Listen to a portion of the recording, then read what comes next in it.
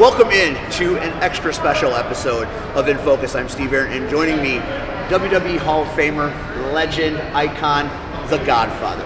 Godfather, welcome to Frontline Pro. Thank you, and thank you for having me on the show. It's been too long. I've been begging you every week for the last 2 years to put me on your show, and you haven't done it yet. So thank you. I don't know who did it. Brandon hooked it up. Josh, I'm going to need you to put that on a clip so I can use that as my ringtone.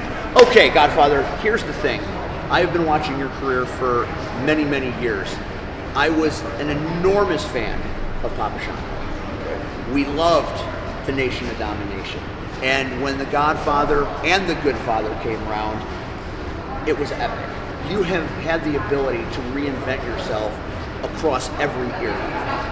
I want to know how someone does that and seems to get more and more successful as he goes. Well, if I answer that, I'm putting myself open. But that's what we need.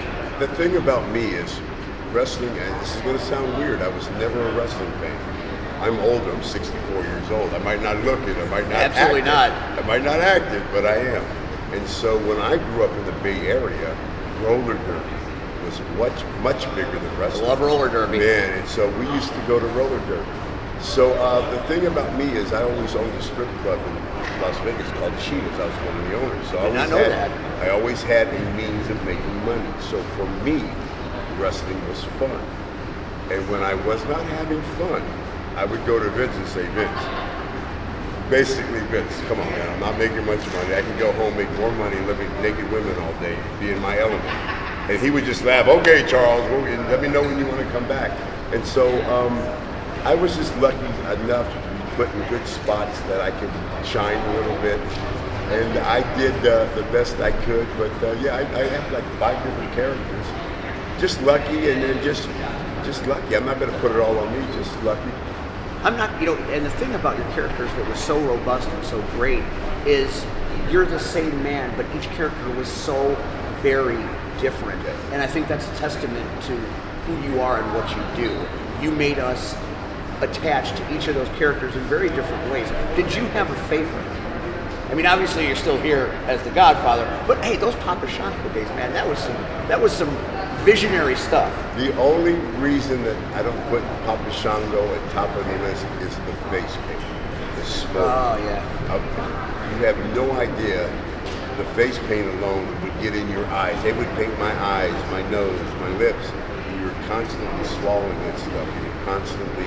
I don't mind having red eyes, but not for that reason. Right. Okay. So, it was a lot of upkeep to that gimmick that I really didn't like too much. My favorite by far is Godfather, because Godfather is me. It's me, being me. Not scripted, just being me. They say the best characters come from a place where you have a personal identification, and you made us all laugh. You made us all jealous as hell with the Ho Train. And tonight you're going to have a sit down with our good friend Disco Ray, and he's going to try to incorporate the Ho Train. And I don't think Disco Ray quite understands what we meant when we saw the Ho Train all those years ago. He's a little younger. He's been looking for What else can you mean? Well, you're going to find out. And it's Christmas time. I don't think he's rapping his host tonight. I don't think so. Oh, wow. When you finished your career, and you're not really finished, I guess you can't really say you're done, you're still doing your stuff. I have been under a Legends contract since 2003. They're still making action figures, they're still putting me in video games, so the WWE, WWF has been very, very good to me. As a Hall of Famer, on that night when they inducted you, how big did that feel? Because we see it on TV, we watch the ceremony, we watch you come out and you take your victory lap in front of the thousands and millions of people. When you're there, what are you thinking when that's happening to you? Honestly, yeah, I don't think ahead, brother. That's a whole nother story, because 2 weeks before, Vince is they're calling me saying, "What's your speech? What's it going to be?" I'm like, dude, I've never been scripted ever. I always just on the cuff. And so I'm like, Vince, I got it. I kind of tell him what I'm going to lay out. And I tell my wife, honey, I'm going to, because what a lot of people don't know is, my wife is the creator of The Godfather, not WWE. Oh, wow. WWE ran with it, but the clothes, the jewelry, the hat, the feathers, it was all my wife's idea. Really. And so I tell her at the Hall of Fame speech, I'm like, you know what? I'm going to put you over like you've never been put over. I'm going to tell them, all right. Let's just say that Snoop Dogg was inducted at the same time I was. Yes, that's true.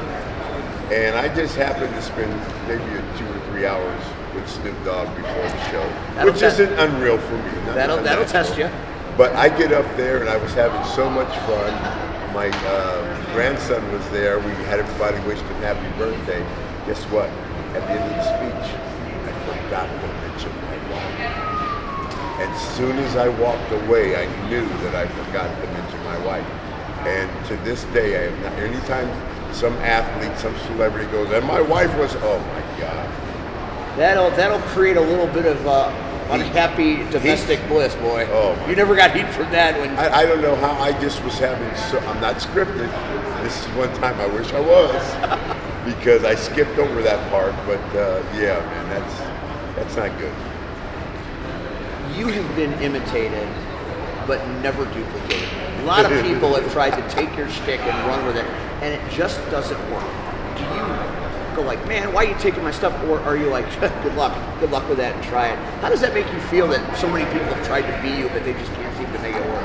Hey, I love the fact that people are trying to be you, but it would be hard to be a Godfather in that form at that time, doing what I was doing. It was the perfect time. It was the perfect time for it, and I don't think you'll ever see it duplicated, not in today's society. The Attitude Era gave us the Godfather the way it had to be told. Yes. And in 2024, it just doesn't work. Just doesn't work the same. No, it doesn't. No, it doesn't.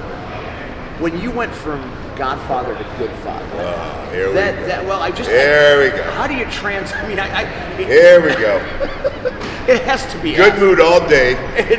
Left Left Vegas at 5 this morning. 2 connections. Good flights. 2.5-hour drive from Minnesota to here. And you bring up the good. We are going to strike that question from the barrage, and we are going to say it is so awesome to have you here, sir. You have made everybody in this building be better wrestling fans because we loved watching you. And to sit here and interview you tonight is a dream come true for me. So I am so grateful to you. Thank you so much. This has been In Focus. This is the Godfather, not to be confused with a good father. Never. I'm Steve Ahrendt. We'll see you next time. Never, ever.